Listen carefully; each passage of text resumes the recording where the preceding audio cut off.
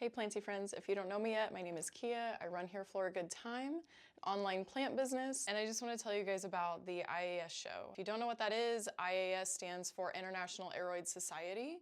It's a plant expo that they hold in Miami every year in September. The weekends vary, but they moved it last year into a bigger building. It's something that I experienced prior to the move. Back in 2023, and I want to tell you guys what happened and why I didn't really like going that much and what I'm going to do differently this year in 2025. Now, when I say that I didn't like going, I did like the IAS show itself, but going to Miami, I went by myself and I didn't really know what I was doing. I booked the hotel, the flights, everything on my own, and it just wasn't as fun as it could have been. So I'm just gonna tell you exactly what I did wrong so you guys don't do the same thing. I went and booked a hotel that was a little on the cheaper side. Kind of lesson learned, sorta. I'm always good with pinching pennies in certain places, but I ended up staying what they call in South Miami, but I wouldn't really consider it South Miami. It's south of Miami, about 30 minutes south of it. I stayed in a hotel, I'm not gonna name which hotel, but it wasn't terrible.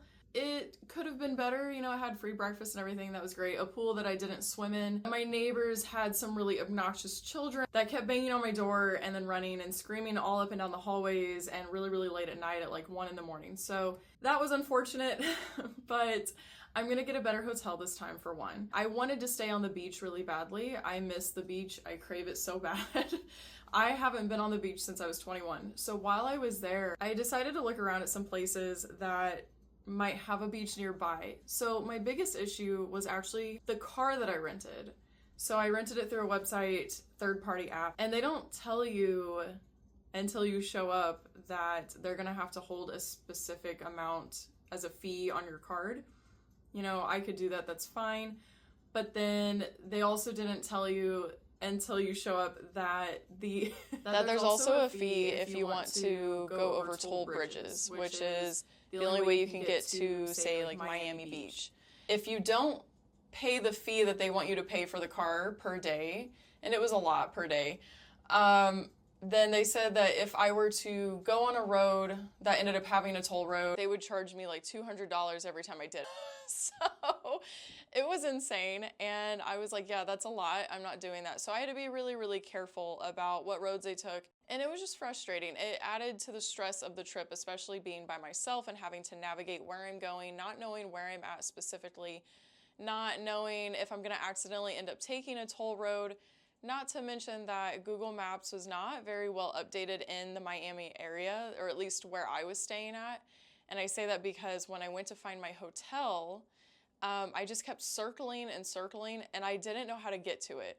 So they had this weird outer road that led to it, but it doesn't show you that on Google Maps. Or at least it wasn't taking me that way. I had to specifically pull over somewhere, zoom in, figure out exactly where I was going, because it kept taking me to an apartment complex that was right next to the hotel, but you couldn't just drive from there into the hotel parking lot.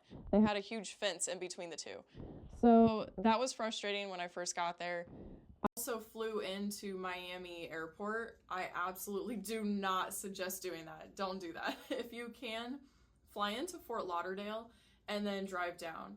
I wish I would have known that beforehand. So that's actually what I'm gonna do this time around, is just we're going to Fort Lauderdale. After I did get to the hotel and I checked in and everything, again, I was by myself, so I was trying to figure out how to keep myself occupied. Like I said, I wanted to find a beach. So I started looking up places that I could go to that had beaches that I wouldn't have to take a toll road on. Unfortunately, that's not really possible. So I found a little mini beach park area.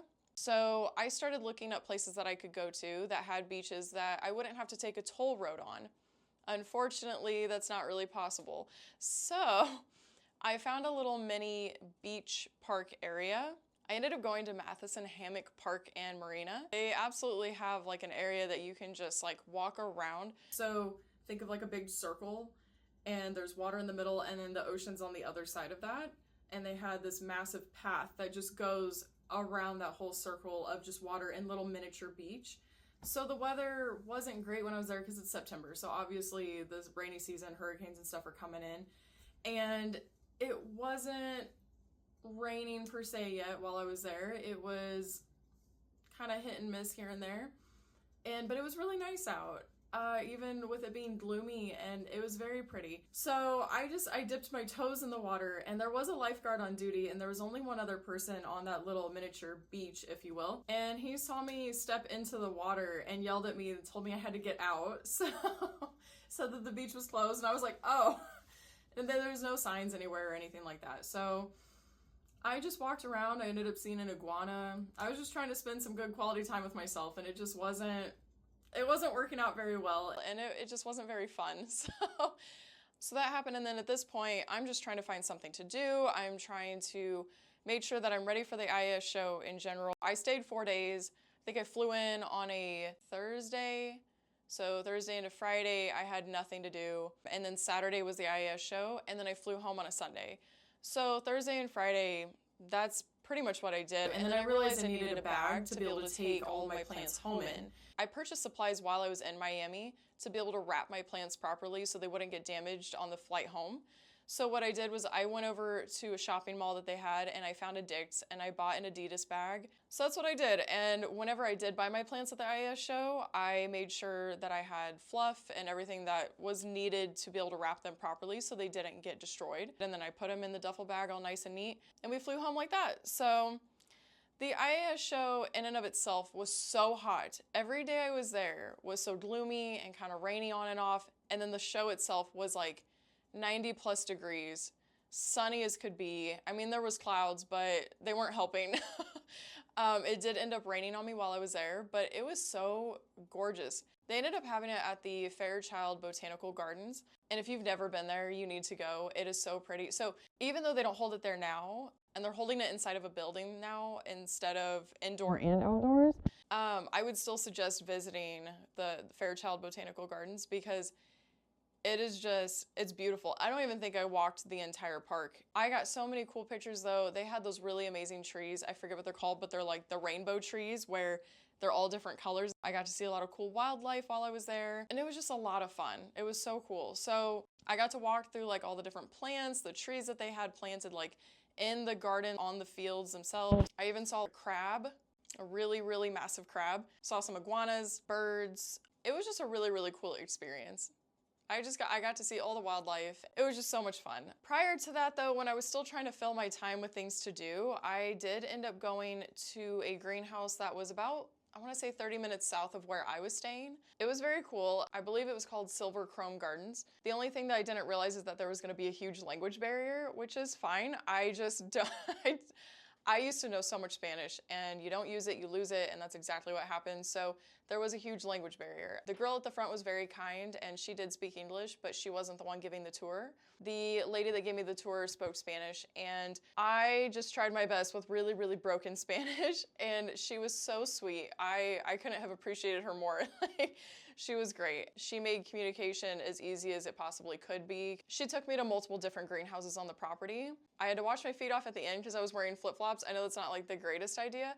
Because I had a rental car, I was terrified of getting it so dirty. So instead of wearing the only other pair of shoes I had, which was tennis shoes, and getting them really gross and not being able to wear them on the way home, or having to soak them, I just went ahead and wore flip-flops instead. It was just such a cool experience. I mean, really, like I said, other than the little mini beach that I went to and getting to see Silver Chrome Gardens, going shopping at the mall, that was really the only stuff that I was able to do while I was there, which made me really sad because there were some other nurseries I wanted to check out real bad that were up north, and I just didn't get the chance because I was too afraid that I would hit toll roads. I just didn't want something like that to happen and then have to spend way, way more money than I meant to. So at the show itself, it was the best part of the entire trip. When I was outside, the first thing that I did was I checked out all the booths. I immediately snagged a philodendron Ilemani. I hope I'm saying that right. And then I checked out a bunch of other places that were selling plants. So here's my Ilemani now compared to what it was when I got it. It did end up losing a lot of leaves whenever I brought it home, which made me really, really sad. I was terrified that I was gonna end up losing it completely. I had no business buying such a difficult plant. I am proud to say that it is now looking like that, and even though it's slightly reverted, it's still pushing out some of that color a little bit on the leaves, so I'm hoping and praying that it'll push out another, few really nice white leaves at some point. It was a difficult time in Miami, and then bringing it home, thinking I was gonna lose it. I felt so sick to my stomach because, I mean, if you knew what they cost, like it was a lot of money. And I did it for my business, but even then it was just, it was a risk that I was willing to take, but it was terrifying. So that's what I ended up doing. I went over to a couple other booths. I ended up buying 2 variegated philodendron micans. I think I bought a couple strawberry shades just for fun and some other stuff. So I got to walk around outside, see everything, and then I went inside the building, got to see more plants. I took tons of pictures. It was just a blast. I just wish that I could have had somebody with me. I just think it would have been way more fun. So I am gonna take someone this next time around, but I learned so much from what not to do, and I am proud to say that I think this time will be a lot better. I really hope anyways. While I was walking around on the property at the botanical gardens, they had some really amazing trees and it was just so zen being there, and it was beautiful. And so I was just taking it all in. I was trying to get as much content as I could, videos, photos, etc., because I was just having such a good time and I didn't want to forget it, because it was, again, that was the best part of the whole trip. After that, I was ready to get out of there. I wanted to leave so bad and just go home. So yeah, it was wonderful getting to experience at least the IAS show itself.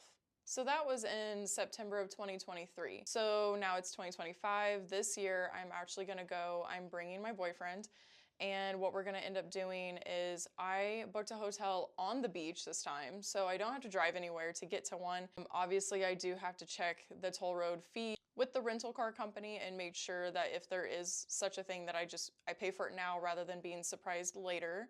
So just keep that in mind if you do rent a car. I mean, all of you you might know this more than I do. This was my first time ever even going to Miami, so it was very new to me. Flying into Fort Lauderdale is also a big one. I do not like Miami Airport. It was very difficult.